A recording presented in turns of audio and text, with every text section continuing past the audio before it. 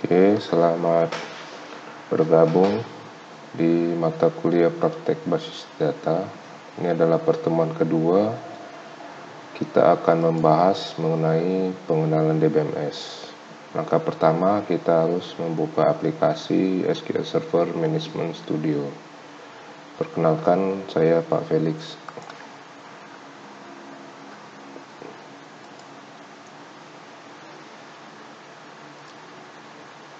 Sesudah kita buka, dia akan meminta kita untuk mengkonekkan.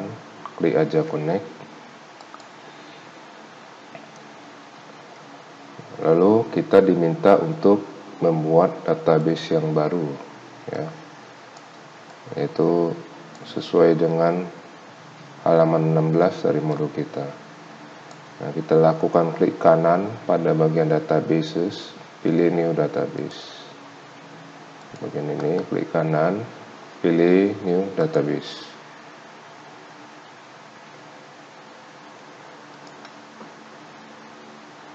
Oke. Selanjutnya kita beri nama database-nya dengan nama rumah sakit, ya. Lalu pada bagian paste kita bisa mengganti lokasinya, ya. Bagian paste ini kita bisa scroll ke kanan. Nah, ini bagian paste-nya. Misalnya kita ingin letakkan di drive D, maka kita bisa pilih folder yang kita inginkan. Oke.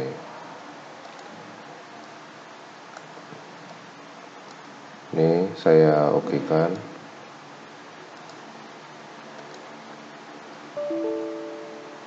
Nah, muncul pesan error, ya, katanya database rumah sakit sudah eksis. Nah, dengan demikian kita memberikan nama yang berbeda, ya. Misalnya ada rumah sakit Corona. Oke, kita okekan.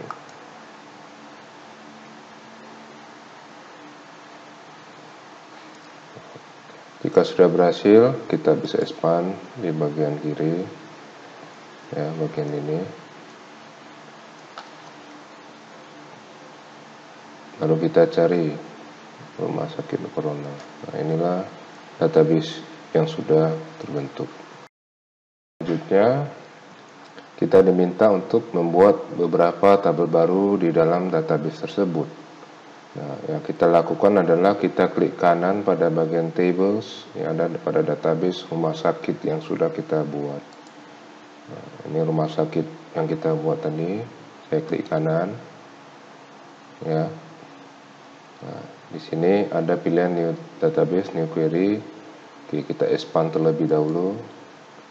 Kita pilih folder tables, ya. Kita klik kanan, new table.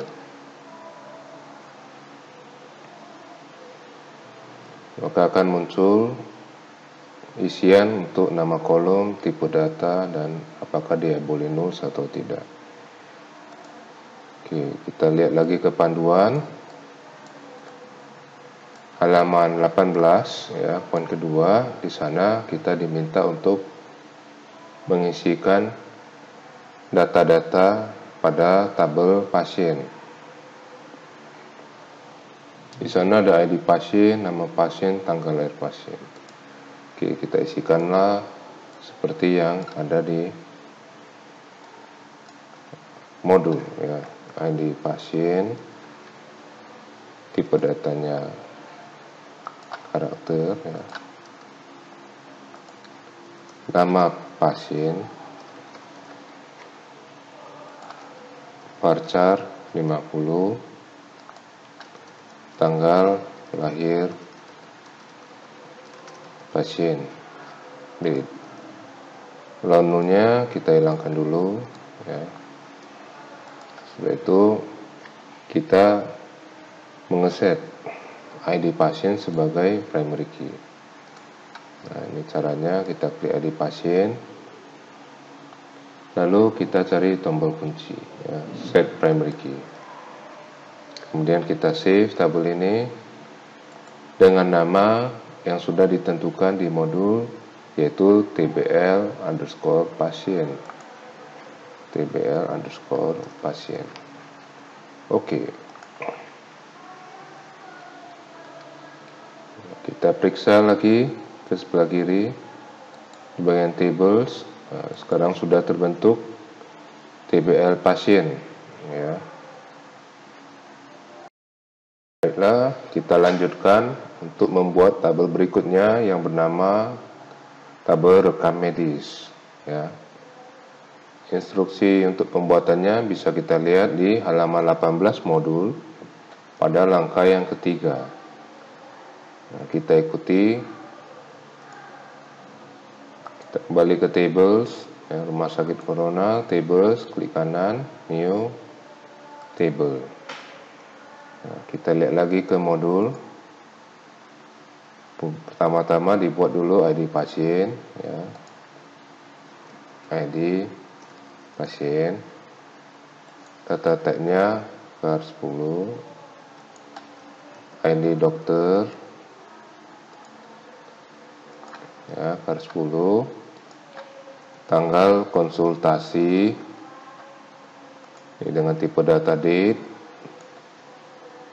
kemudian keluhan varchar 250, diagnosa varchar 250, kemudian solusi varchar 250. Lalunya untuk saat ini kita open dulu, artinya kita tidak mengizinkan, ya, untuk dikosongkan, jadi semuanya wajib diisi. Lalu untuk supaya bisa ketiga kolom ini menjadi primary key, ya, yang kita sebut sebagai composite primary key, maka kita klik ID pasien, tahan tombol kontrol di keyboard dan klik ID dokter, dilanjutkan dengan tanggal konsultasi. Dan kita klik tombol kunci, maka dia sudah menjadi composite primary key. Kemudian kita simpan dengan nama tabel rekam medis. Ctrl S atau klik tombol disket, ya, tbl rekam medis. Kita okekan. Di sebelah kiri kita refresh tables, ya. Nah, sudah muncullah tabel rekam medis. Oke, kita lanjutkan lagi ke tabel dokter, penggunaan kamar, dan kasur dengan cara yang sama yang sudah kita lakukan untuk kedua tabel sebelumnya. Jadi saya sudah melakukan pembuatan tabel dokter, tabel penggunaan kamar, dan tabel kasur, ya. Nah, di sini, ya, sudah lengkap. Nah, selanjutnya kita masuk ke halaman ke-19. Misalnya nih, ketika kita membuat tabel pasien, ada kolom yang belum kita masukkan, contohnya alamat pasien dan nomor telepon pasien. Nah, kita masih bisa menambahkan data tersebut ke tabel pasien. Caranya adalah kita klik tabel pasien, klik kanan, ya, kemudian kita pilih desain. Nah, kita tinggal tambahkan di sana sesuai dengan di modul alamat, ya.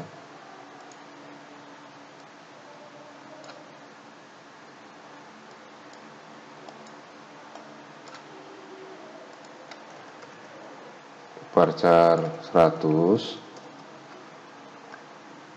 nomor telepon varchar 20. Nah, kemudian kita save, ya. Nah, ada kalanya ketika save seperti yang dituliskan di modul mengalami masalah, ya, maka bisa kita lakukan dengan mengklik Tools, Option, lalu pilih Designer. Ya. Pilih Tools, Option, kita cari bagian Designer. Nah, di sini ada bagian yang bernama Prevent Saving Changes that require table recreation. Silakan dihilangkan centangnya, kemudian diokekan. Maka masalah tadi akan teratasi. Baiklah, pada halaman 20 modul kita diminta untuk mengisikan data ke dalam tabel. Nah, pertama kita isikan dulu data ke tabel pasien. Caranya adalah klik kanan pada tabel pasien, kemudian kita pilih Edit Top 200 Rows. Nah, maka akan muncul tampilan seperti ini. Kita bisa memasukkan data-data seperti yang tercantum pada halaman 21. Kita masukkan pasien yang pertama 10231, nama Andi, tanggal lahir 1992, 10/10, Jalan Tamrin, nomor 1 misalnya, nomor teleponnya, kita ikuti. Oke. Lalu untuk data kedua kita klik ke bawah, kita lakukan lagi serupa seperti yang tadi. Untuk tanggal lahir, pastikan yang dimasukkan adalah tahun, diikuti bulan dan hari. Semuanya dalam format digit. Ya.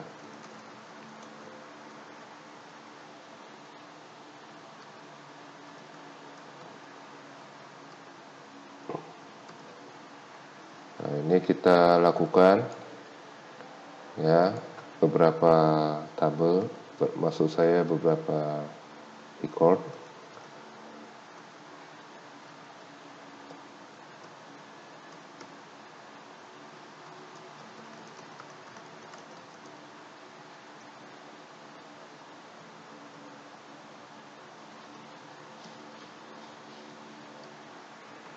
Oke, jika sudah selesai, maka datanya sudah masuk tanpa perlu kita save ataupun klik tombol apapun. Nah, jika kita mau menghapus satu baris, kita bisa klik ini bagian kiri, kemudian kita tekan tombol delete di keyboard, atau kita klik kanan delete, itu akan menghapus data tersebut. Ya, contohnya kita hapus data Anita, kita klik kanan delete, ya, yes-kan, maka record itu sudah terhapus.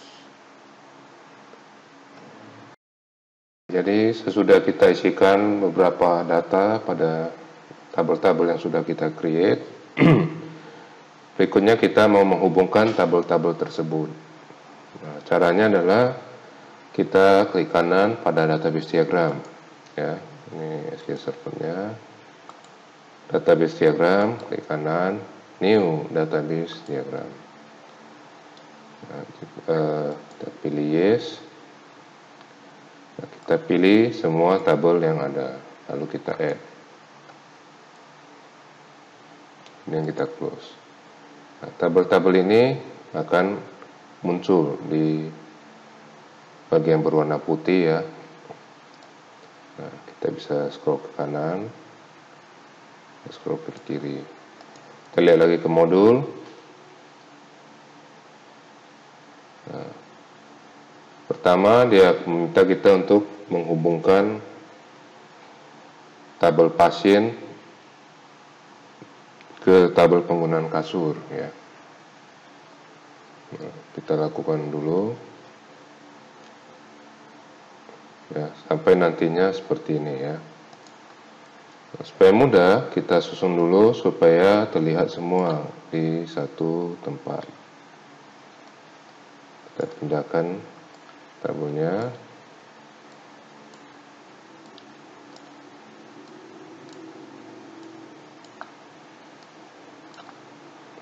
Oke. Nah, umumnya yang kita hubungkan berasal dari bagian primary key-nya ke bagian foreign key-nya, atau dari entitas kuat ke entitas asosiatif. Contohnya, tabel pasien adalah entitas kuat dan tabel penggunaan kamar di sini adalah entitas asosiatif. Nah, jadi kita tarik ID pasien dari sini, kita klik drag, letakkan di sini.